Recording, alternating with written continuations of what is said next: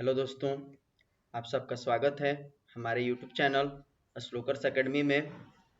जैसा कि मैंने पिछले वीडियो में आप सबको 20 के दांत पाठ का सारांश बताया था, आज मैं इस वीडियो में जो सब्जेक्टिव क्वेश्चन का पार्ट 1 में बताया था, यानी उसमें मैंने 1 से लेकर 5 तक का प्रश्नोत्तर का बताया था तो आज मैं आप सबको उसके आगे का प्रश्नोत्तर बताऊंगा। तो आप सभी लोग इस वीडियो को शुरू से लेकर आखिरी तक ज़रूर देखिएगा और वीडियो अच्छा लगा तो अपने दोस्तों में ज़रूर शेयर कीजिएगा। तो चलिए वीडियो को शुरू करते हैं। 5वां नंबर प्रश्न का हम लोग क ख ग घ देख लिए थे। आज हम लोग देखेंगे 6ठा नंबर प्रश्न को। 6ठा नंबर प्रश्न कह रहा है कि सेन साहब के और उनके मित्रों के बीच क्या बातचीत हुई और पत्रकार मित्र ने उन्हें किस तरह उत्तर दिया। तो इस प्रश्न का उत्तर होगा, एक दिन सेन साहब के कुछ दोस्त बैठे गपशप कर रहे थे।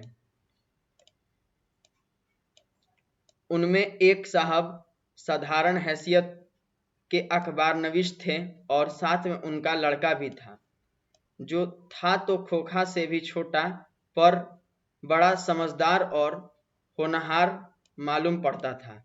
किसी ने उसकी कोई हरकत देखकर उसकी कुछ तारीफ कर दी और उन साहब से पूछा कि बच्चा तो स्कूल जाता ही होगा। इसके पहले कि पत्रकार महोदय कुछ जवाब देते, सेन साहब ने शुरू किया, मैं तो खोखा को इंजीनियर बनाने जा रहा हूं और वे बातें दोहराकर थकते नहीं थे। पत्रकार महोदय चुप मुस्कुराते रहे।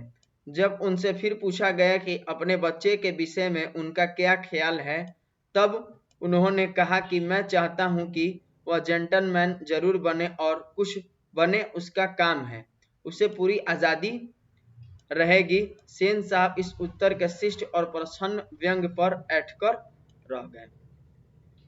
इसके बाद हमारा 7वां नंबर प्रश्न है कि मदन और ड्राइवर के बीच के विवाद के द्वारा कहानीकार क्या बताना चाहते हैं। तो इसका उत्तर होगा कि मदन और ड्राइवर के बीच विवाद के द्वारा कहानीकार बताना चाहते हैं कि अपने पर किए गए अत्याचार का विरोध करना पाप नहीं है। सेन साहब की नई चमकती काली गाड़ी को केवल छूने भर के तथाकथित अपराध के लिए मदन शोफर द्वारा घसीटा जाता है। यह गरीब बालक पर अत्याचार है। मदन द्वारा उसका मुकाबला करना अत्याचारियों पर विजय प्राप्त करने का प्रयास है। 8वां नंबर प्रश्न का उत्तर हमारा होगा, सबसे पहले हम लोग 8वां नंबर प्रश्न को पढ़ेंगे।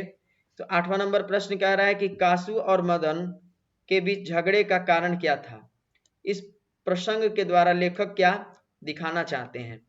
तो इसका उत्तर होगा कि लेखक और मदन के बीच झगड़े का कारण लट्टू था। लेखक इस प्रसंग के माध्यम से यह दिखाना चाहते हैं कि गिरधर लाल और सेन साहब के बीच एक मालिक और नौकर की भावनाएं चल रही थी, लेकिन उन्हीं का लड़का मदन और खोखा के बीच एक अधिकार की लड़ाई हो रही थी। वहां दोनों के बीच से स्वाभिमान टकरा रहे थे। जहां खोखा सेन साहब का लड़का था और मदन गिरधर लाल का बेटा था। लेखक ने दोनों के स्वाभिमान का एक जीता जागता चित्र खींचा है। अगला प्रश्न 9 नंबर है हमारा, सेन साहब मदन और गिरधर लाल का चरित्र चित्रण करें। प्रश्न कह रहा है कि सेन साहब मदन और उसके साथ काशू और गिरधर का चरित्र चित्रण करें। तो ये हमारा 9 नंबर प्रश्न है।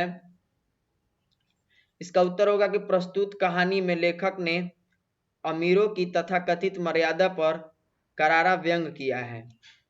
महल और झोपड़ी की लड़ाई में महल की खिल्ली उड़ाना हो इस कहानी में कहानीकार का मुख्य उद्देश्य है। सेन साहब प्रदर्शन प्रिय अमीर आदमी है। वे गरीबों का शोषण करके उन्हें प्रताड़ित करके अपनी प्रतिष्ठा स्थापित करने वाले बाह्य आडंबर से युक्त धनी आदमी के रूप में दिखाए गए हैं। इसके बाद आगे कहा जा रहा है कि खोखा महल में रहकर लाड प्यार से बिगड़ा हुआ बड़े बाप की औलाद के रूप में चित्रित है। वह अहंकारी बालक है, वह देश का प्रतीक है। मदन अमीरों की प्रदर्शन प्रियता और गरीबों पर उनके अत्याचार के विरुद्ध एक चेतावनी है, सशक्त विद्रोह है। आगे कहा जा रहा है कि गिरधर अत्याचार, शोषण एवं अन्याय को सहने वाला लाचार एवं विवश इंसान है, लेकिन अंतर्मन से वह अत्याचार का समर्थन नहीं करता है। अंतर्मन मतलब होता है कि अपने अंदर भीतरी मन से जो है वो अहंकार हो गया, चाहे अत्याचार होगा, उसका वो समर्थन नहीं करता है, बल्कि उसका प्रतीक करने की इच्छा रखता है। ऐसे तो कहानी में कई पात्र आए हैं, जैसे कि मिशन, खोखा, गिरधरलाल आदि, मगर सभी पात्रों में यह मदन का ही चरित्र है जो सर्वाधिक प्रभावशाली है। यह मदन का जो चरित्र वो क्या है, सर्वाधिक प्रभावशाली है। ठीक, आगे कहा जा रहा है कि मदन का चरित्र उसके व्यक्तित्व को हक लेता है। मदन के चरित्र की विशेषता है निर्भीकता, वह दुर्लियों के दिल की चिंगारी है। तो यह हमारा 9 नंबर प्रश्न का उत्तर था। अब अगले प्रश्न की ओर हम लोग बढ़ेंगे। पहले तो आप सभी को मैं बता दूं कि प्रश्न संख्या 8 के बाद जो है 10 नंबर, 9 नंबर और 10 नंबर प्रश्न जो है इम्पोर्टेंट नहीं था, इसलिए मैंने वो दोनों को नहीं कराया है।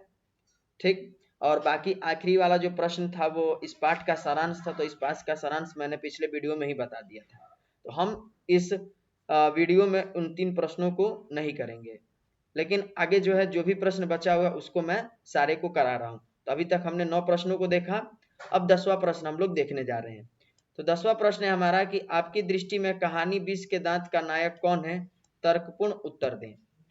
तो इसका उत्तर होगा कि हमारी दृष्टि में 20 के दांत शीर्षक कहानी का नायक मदन है। सारे पात्रों में सर्वाधिक प्रभावशाली है और कथा वस्तु में उसका ही महत्व सर्वोपरि है।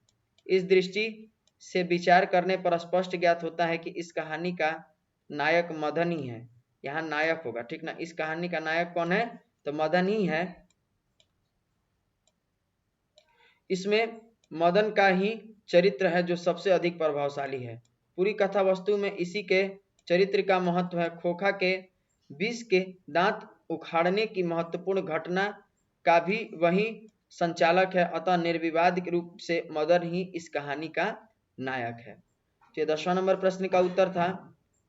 11वां नंबर हमारा प्रश्न है कि आरंभ से ही कहानीकार को स्वर व्यंग्यपूर्ण है, ऐसे कुछ प्रमाण उपस्थित करें। तो 11वां नंबर प्रश्न का उत्तर होगा हमारा कि 20 के दांत कहानी के प्रारंभ में मोटर कार की बात की प्रस्तुति व्यंग्यात्मक शैली में है। उनके लड़कियों या लड़कियां के गुणों की चर्चा सेन साहब द्वारा खोखा को एक इंजीनियर के रूप में देखना, उसकी हमेशा प्रशंसा करना भी लेखक का व्यंग्य ही है। तो यह हमारा प्रश्न संख्या 11 का उत्तर था। तो हमने आज टोटल 6 प्रश्नों को देखा और इसके पिछले वीडियो में हमने 5 प्रश्नों को देखा था, यानी 11 प्रश्नों का हमने हल कर दिया है। ठीक, बाकी रहा 3 और प्रश्न। तो टोटल हमारे पाठ्य पुस्तक में 14 प्रश्न दिए हैं, जिनमें से हमने 2 प्रश्नों को नहीं किया क्योंकि वो इम्पोर्टेंट नहीं था, और बाकी एक प्रश्न जो है वो सारांश था। तो सारांश हमने सब्जेक्टिव क्वेश्चन के बाद वाले वीडियो में मैंने आपको बता दिया था, यानी कल के वीडियो में। तो जिन्होंने वो सभी वीडियो को या सब्जेक्टिव क्वेश्चन के वीडियो को नहीं देखा होगा, वो प्लेलिस्ट में जा करके उन सारे वीडियो को देख लें। और अगर आज का यह जो वीडियो आप सबको समझ में आया होगा, आज का पढ़ाई अगर आप सभी को अच्छा लगा होगा, तो अपने दोस्तों में ज़रूर शेयर कीजिएगा। साथ ही अगर आप हमारे चैनल पर नए हैं तो हमारे चैनल को सब्सक्राइब कर लीजिए, बेल आइकन को प्रेस कर दीजिएगा, ताकि हमारी नई नई वीडियो का अपडेट जो है आप तक पहुंच सके। धन्यवाद।